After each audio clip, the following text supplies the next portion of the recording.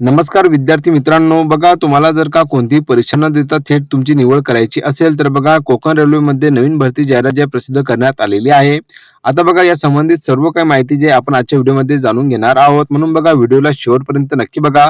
आणि आपल्या चॅनलवरती पहिल्यांदा आले असाल तर चॅनलला सबस्क्राईब करायला विसरू नका, जेणेकरून अशाच नवीन भरतीच्या अपडेटबद्दल तुम्हाला मी माहिती देत असतो. तर चला आपण व्हिडिओला सुरुवात करूया.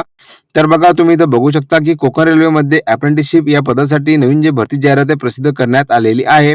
आता बघा सब्जेक्टमध्ये जर बघितलं कोणकोणते सब्जेक्ट देण्यात आलेले आहेत, त्यासोबत बघा तुम्हाला इथं प्रत्येक कॅटेगरी वाईज किती रिक्त जागा आहेत त्यांची माहिती देण्यात आलेली आहे. एकूण जर बघितलं तर बघा 190 जागेसाठी ही जी जाहिरात आहे प्रसिद्ध करण्यात आलेली आहे. यामध्ये बघा सब्जेक्ट कोणकोणते आहेत: civil engineering, electrical engineering, electronics engineering, mechanical engineering, diploma बघा सिव्हिल, इलेक्ट्रिकल, इलेक्ट्रॉनिक्स, मेकॅनिकल आणि जनरल स्ट्रीम ग्रॅज्युएट पण आहे, जे की मी तुम्हाला समोर याच्याबद्दलची माहिती सांगणारच आहे. आता बघा एलिजिबिलिटी कंडिशन जर बघितले तर काय सांगण्यात आलेलं आहे, तर बघा candidate are required to register themself online with the national apprenticeship training scheme portal. म्हणजेच की बघा नॅट्स जे आयडी आहे तुमची क्रिएट असायला हवी किंवा बघा तुम्ही रजिस्ट्रेशन करून घ्या स्वतः. याबद्दलची इथं माहिती देण्यात आलेली आहे. म्हणजे की बघा ज्या कोणी विद्यार्थ्यांनी नॅट्स वरती त्यांचं अकाउंट नसेल, म्हणजे की रजिस्ट्रेशन केलेलं नसेल, तर त्यांनी बघा सर्वप्रथम तुम्हाला नॅट्स वरती तुमचं रजिस्ट्रेशन करून घ्यायचं आहे. त्यानंतर बघा तुम्ही या अप्रेंटिसशिप या पदासाठी अर्ज करू शकाल. आता बघा candidate who have pass out within the last 5 year. म्हणजेच की बघा जे विद्यार्थी या 5 वर्षाच्या अगोदर पास आउट झालेले असतील, जे की बघा 2021 ते 2025 पर्यंत विल बी कन्सिडर्ड, त्या विद्यार्थ्यांसाठी जर बघितलं ही संधी देण्यात आलेली आहे. आणि त्याच खाली जर बघितलं तर बघा एज्युकेशनल क्वालिफिकेशन, जे की बघा तुम्हाला इथे ग्रॅज्युएट अप्रेंटिससाठी जर बघितलं तर सिव्हिल इंजिनिअरिंगसाठी बी.टेक सिव्हिल इंजिनिअरिंग म्हणजेच की बघा ग्रॅज्युएशन झालेलं असावं त्या स्ट्रीममध्ये. इलेक्ट्रिकल इंजिनिअर बघा B Tech electrical, electronics, power engineering किंवा बघा combination of any sub stream of basic stream of electrical.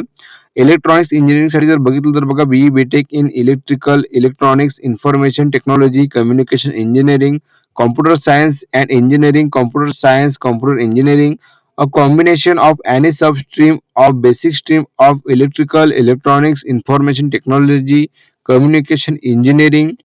त्याच खाली जर बघितलं तर बघा मेकॅनिकल इंजिनिअरिंग बद्दल इथं माहिती देण्यात आलेली आहे, जे की बघा B Tech in mechanical, industrial, automobile production engineering. यापैकी जर का तुमचं इंजिनिअरिंग झालेलं असेल तर नक्कीच तुम्ही या पदासाठी अर्ज करू शकाल. आता बघा कॅटेगरी 2 मध्ये जर बघितलं टेक्निशियन डिप्लोमा अप्रेंटिसशिप, जे की बघा सिव्हिल इंजिनिअरिंगसाठी जर बघितलं तर diploma in civil engineering, electrical इंजिनिअरिंगसाठी जर बघितलं तर बघा diploma in electrical, electronics and power engineering or a combination of any substream of basic stream of electrical electronics.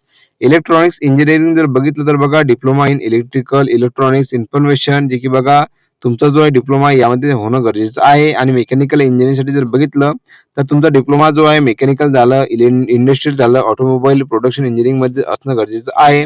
त्याच खाली बघा ग्रॅज्युएट अप्रेंटिसशिप कॅटेगरी 3 मध्ये जर बघितलं तर या पदासाठी जर बघितलं तर बघा the candidate must be graduate in any of the listed general stream from university किंवा बघा institute recognised by UGC, central of state government technical education board. जे की बघा जनरल स्ट्रीम ग्रॅज्युएटसाठी जर बघितलं तर degree in bachelor of art, bachelor of science, bachelor of commerce, bachelor of business administrative, bachelor of management science, bachelor of journalism and mass communication, bachelor of business studies.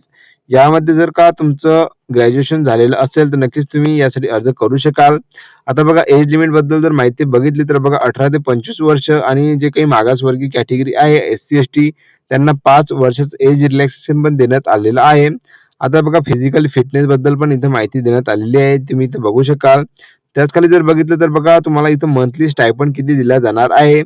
तर जे काही graduate apprenticeship विद्यार्थी आहेत त्यांना बघा रुपये 4,500, आणि technician diploma अप्रेंटिसशिपसाठी जे विद्यार्थी आहेत त्यांना रुपये 4,000 एवढे जे आहे तुम्हाला स्टायपंड जो आहे तुम्हाला या पदासाठी मिळणार आहे. आता बघा the candidate who is enrol as graduate apprenticeship technician apprenticeship for training in KRCL is required to process bank account in his own name only and PAN card and receive stipend. म्हणजे की बघा pan card वरती जर बघितलं स्वतःचं नाव असणं गरजेचं आहे, जे की बघा स्वतःचं बँक अकाउंट तुम्हाला द्यायचं आहे ज्यावेळी बघा तुमचं स्टायपेंड जो तुम्हाला मिळणार आहे. आता बघा मोड ऑफ सिलेक्शन फॉर ट्रेनिंग, म्हणजे की बघा तुमचं सिलेक्शन कशा प्रकारे केलं जाणार आहे. तर बघा for all the category the total marks obtain for all year semester will be sum up to arrive at an aggregate percentage and a merit list will be prepare accordingly.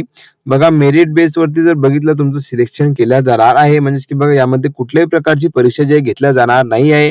यामध्ये interview पण होणार नाही आहे. फक्त बघा तुम्हाला जे ग्रॅज्युएटमध्ये marks मिळालेले आहे प्रत्येक सेमिस्टरला, प्रत्येक वर्षाला ते जे कॅल्क्युलेशन करून त्यांचा ॲग्रीगेट पर्सेंटेज काढून मेरिट लिस्टवर मीन्स की सिलेक्शन जे आहे तुमचं केलं जाणार आहे. आता बघा कॅन्डिडेट जर बघितलं तर 3 टाईम जे आहे विद्यार्थ्यांना डॉक्युमेंट व्हेरिफिकेशनसाठी बोलवण्यात येणार आहे. याची सर्व उमेदवारांनी नोंद घ्यावी. आता बघा यामध्ये जर बघितलं सर्वात महत्त्वाचा मुद्दा म्हणजे की बघा सर्वात पहिले प्राधान्य कोण्या विद्यार्थ्यांना मिळणार आहे. तर बघा जो कोणी लँड लुजर कॅन्डिडेट आहे त्यांना जर बघितलं तर फर्स्ट प्रिफरन्स मिळणार आहे. तुम्ही इथं बघू शकता यामध्ये असं मेन्शन करण्यात आलेलं आहे. आता बघा हाऊ टू अप्लाय म्हणजे की कशाप्रकारे तुम्हाला अर्ज करायचा आहे. तर बघा तुम्हाला इथं बघू शकाल की सर्वप्रथम जर बघितलं तुम्हाला ॲक्टिव्ह ईमेल आयडी आणि मोबाईल नंबर ठेवायचा आहे. त्यानंतर बघा नॅट्स पोर्टलवरती जर जाऊन तुम्हाला इथं रजिस्टर करायचं आहे. त्यानंतर बघा तुमचं पासआउट इयर जे आहे 2021 ते 2025 यामध्ये असणं गरजेचं आहे. तेव्हाच तुम्ही अर्ज करू शकाल. त्यानंतर जर बघितलं सर्व काही जी माहिती आहे अर्जाबद्दलची ती तुम्ही बघू शकाल आणि अर्ज करताना तुम्हाला जर काही अडचण आढळली तर नक्कीच तुम्ही मला कमेंट बॉक्समध्ये विचारू शकता. जेणेकरून मी तुम्हाला सांगू शकेल. आता बघा रिक्वायर्ड डॉक्युमेंट जे कोणकोणते लागणार आहे तुम्ही ते बघू शकता. सर्व सर्व काही डॉक्युमेंट बद्दलची माहिती जी आहे यामध्ये देण्यात आलेली आहे. आता यासाठी जर बघितलं तर फी किती चार्ज लागणार आहे. तर बघा तुम्ही जर बघितलं तर जे काही ओपन कॅटेगरीतील विद्यार्थी असतील त्यांना ₹100 आणि SC, ST, female, minorities, economical weaker section कॅटेगरीचे उमेदवार असतील त्यांना नील म्हणजेच की बघा कोणत्याही प्रकारची फी जी आहे ते चार्ज केल्या जाणार नाही आहे. आता ही जी फी आहे ती ऑनलाईन मोडमध्ये तुम्हाला पेड करायची आहे. याची सर्व उमेदवारांनी नोंद घ्यावी. तर बघू शकता तुम्ही अशा प्रकारची जी महत्त्वपूर्ण माहिती आहे भरतीची ते मी तुम्हाला दिलेली आहे.